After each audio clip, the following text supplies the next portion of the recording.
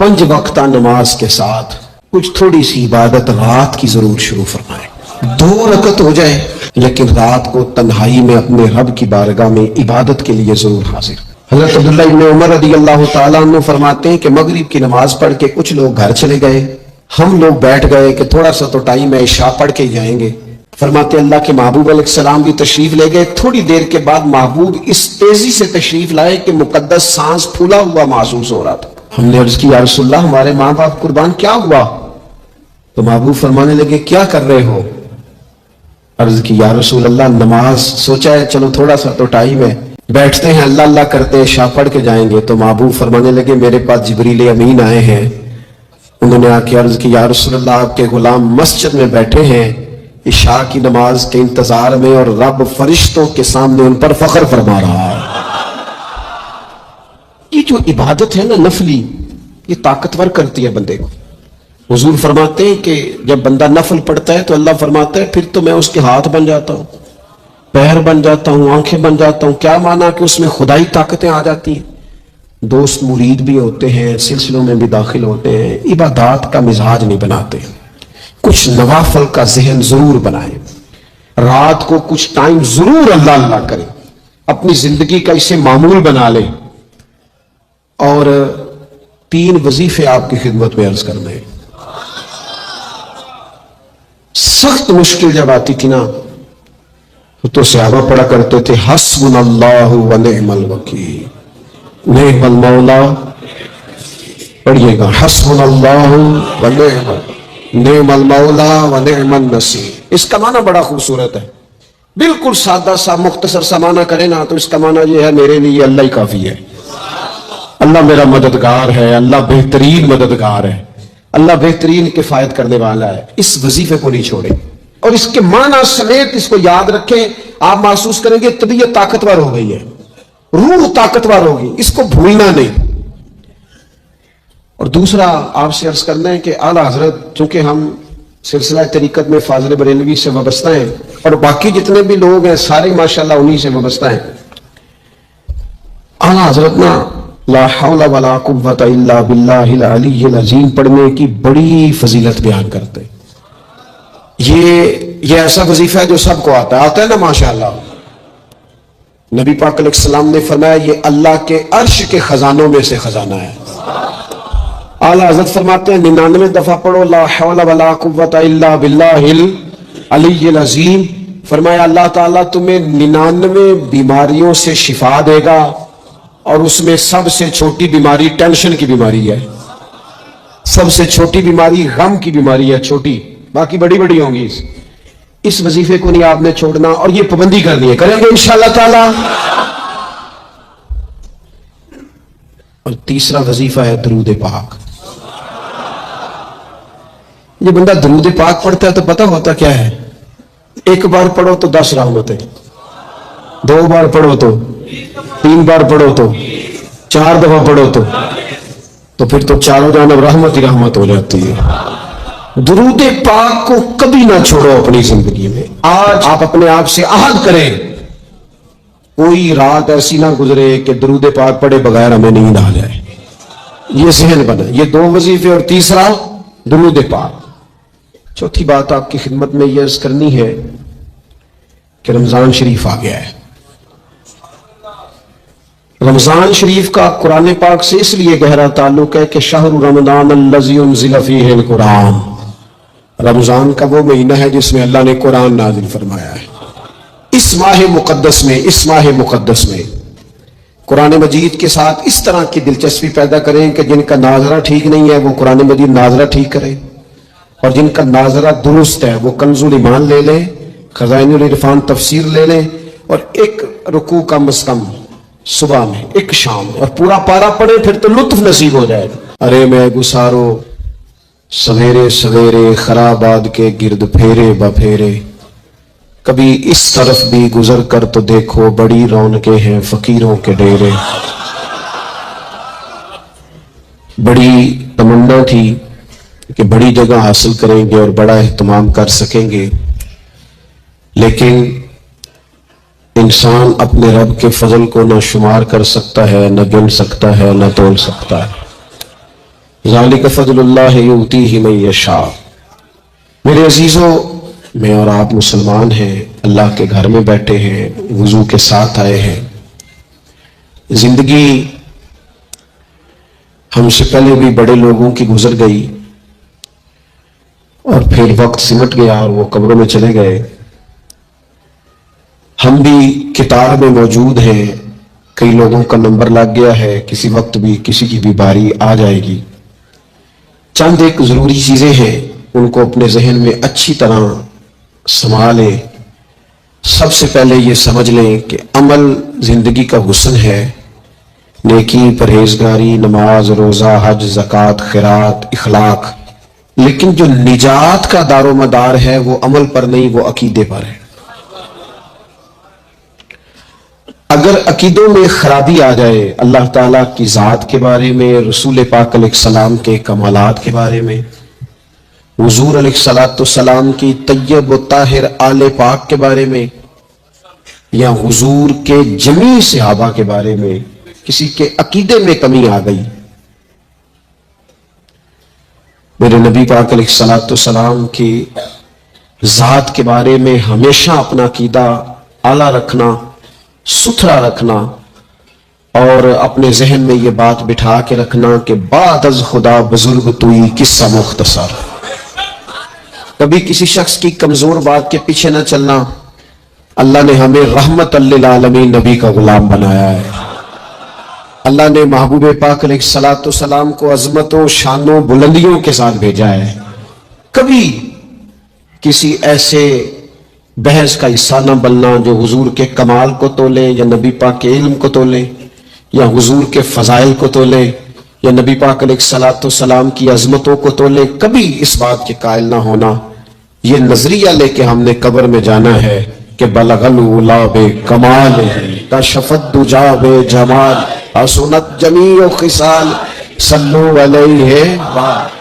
حضور کی عظمتوں کے قائل رہنا، اور ہمیشہ قائل رہنا، اور جم کے قائل رہنا۔ کبھی کسی کمزور بات کا سہارا، لوگ بڑی کہانیاں سناتے ہیں، بڑی باتیں بتاتے ہیں، کبھی اس چکر میں نہ پڑنا۔ نبی پاک کی جتنی نسبتیں ہیں نا، ان سب کا احترام کرنا۔ ہمارے بزرگ نا جس گدھے مبارک پر محبوب سوار ہوتے نا، اسے گدھا نہیں کہتے، ہمارے بزرگ اسے کہتے ہیں دراز گوش شریف۔ دراز گوش فارسی میں لمبے کانوں والے کو کہتے چونکہ اس گدھے پر حضور سوار ہوئے ہیں، اب اس کو دراز گوش شریف کہنا ہے۔ کہتے کبھی کو مٹی تھوڑی محبوب کریم علیہ السلام کے قدمین شریفین کے قریب آئے تو یہ نہیں کہنا قدموں کو مٹی لگ گئی، کہنا کچھ مٹی حضور کے قدم چومنے لگی، مٹی حضور کے قدم چومنے لگی۔ کبھی بات کرنا ہوتی تو کہتے کہ بیماری آئی تھی محبوب پاک سے فیض لینے کے لیے۔ تو بہت احترام کے جذبات۔ اعلیٰ حضرت بریلوی رحمت اللہ علیہ کے سامنے کسی نے یہ شعر پڑھا تھا کہ شان یوسف جو دبی وہ بھی اسی در پہ دبی، تو فرمایا یہ تو کیا کہہ رہا ہے، حضور تو کسی کو دبانے آئی نہیں، تو کیا شان یوسف جو بڑی وہ بھی اسی در سے بڑی۔ پھر کسی نے کہا تھا وہ دو درخت تھے نبی پاک کے گنبد کے سامنے کھجوروں کے پرانے زمانے میں، تو کسی نے کہا تھا یوں ہے درخت حضرت والا کے سامنے، مجنوں کھڑا ہو خیمہ لیلا کے سامنے۔ تو اعلیٰ حضرت فرمانے لگے تم نے حضور کے خیمے کو تشبیہ ٹھیک نہیں دی، تمہیں کہنا چاہیے تھا یوں ہے درخت حضرت والا کے سامنے جیسے قدسی کھڑے ہیں عرش معلا کے سامنے۔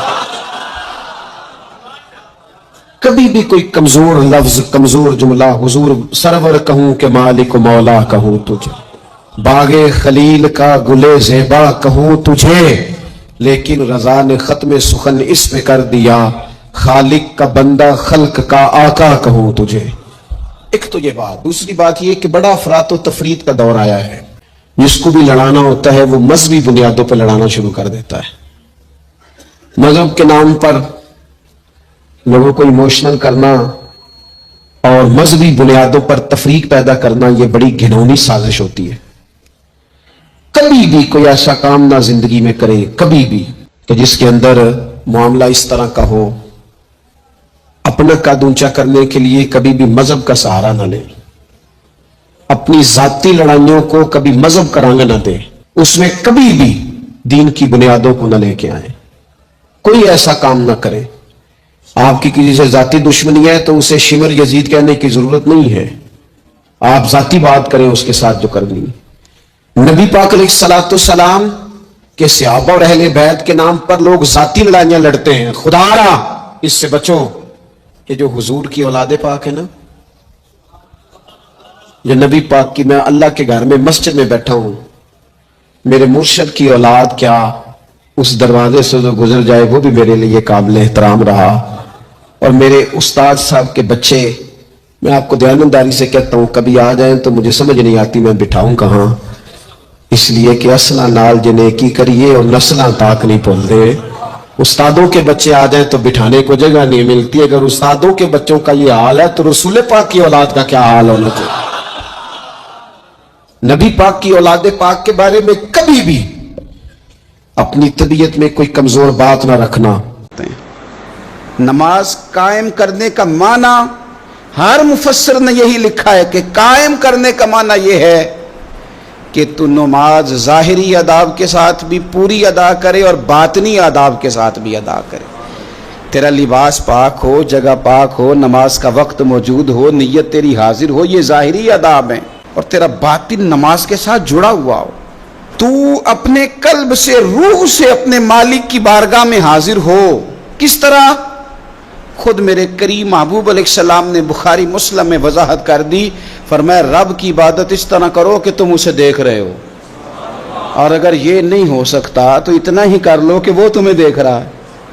इस कैफियत के साथ आप नमाज पढ़ते हैं तो बातनी आदाब बजा लाते हैं। फिर फरमाया व मिम्मा रज़क़नाहुम युनफिकून, जो हमने उन्हें दिया है उसमें से हमारी राह में खर्च करते हैं। अल्लाह की बारगाह में सदकात, खैरात, ज़कात, इनके साथ रब का कुर्ब हासिल करते हैं। अल्लाह ने जो तकसीम रखी है कि बाज़ को मालिक अमीर बना देता है, बाज़ को गरीब बना देता है, तो वो फिर सदकात को टैक्स नहीं समझते, वो किसी को देने में बोझ महसूस नहीं करते, वो समझते हैं ये तो मालिक की तकसीम है, मेरे उसने जिम्मे लगाया है, मैंने देना है। वो समझते हैं कि अल्लाह तबारक व तआला ने फजल के साथ मेरे जिम्मे लगाया था कि मैं जाऊं और अल्लाह के कुछ बंदों को मैं अल्लाह के दिए हुए रिस्क से दूं। कुछ मुफस्सिरीन ने यहाँ बात को और खोला है, वो कहते हैं रिस्क से मुराद है जो भी अल्लाह ने दिया है। पैसे दिए हैं तो वो अल्लाह के रास्ते में दे, इल्म दिया है तो उसे बांटे। अगर किसी को अल्लाह ने मारिफत दी है तो अपने फैज़ से लोगों को करीब करे अल्लाह के, वो फिर वो इल्म आगे बांटे, वो तकसीम करे। तेरे पास जो कुछ भी है ना, दिया हुआ तो रब का है, तो ना बचा बचा के तो रख इसे, तेरा आईना है वो आईना, शिकस्ता हो तो अजीज तर है निगाह आईना साज में। तू इसे बांटना शुरू कर, तू देना शुरू कर। और लोगों का ख्याल होता है कि बांटने से कम होता है, नहीं, बांटने से बढ़ता है। कुएं से सारा पानी निकाल लो, ताज़ा आ जाता है, शर्त यह है कि सारा निकल जाए। आप इल्म जितना बांटते हैं उतना ये बढ़ता है। आप जब बात कर रहे होते हैं, इल्म दे रहे होते हैं, तो वो सिर्फ दूसरों पर असर तो नहीं करती। जब आप बात करते हैं तो आपकी बात आप पर भी असर करती। तो आपका इल्म बांटने से मजबूत होता है, वो देने से बढ़ जाता है। इसलिए हज़रत मौला अली शेर खुदा रज़ी अल्लाह ताला अन्हु फरमाया करते थे कि इल्म माल से बेहतर है, माल की हिफाजत करनी पड़ती है और इल्म बंदे की हिफाजत करता है, वो इसके गिर्द हिसार बना देता है। हिफाजत जो अल्लाह ने तुझे दिया बांट उसके रास्ते में।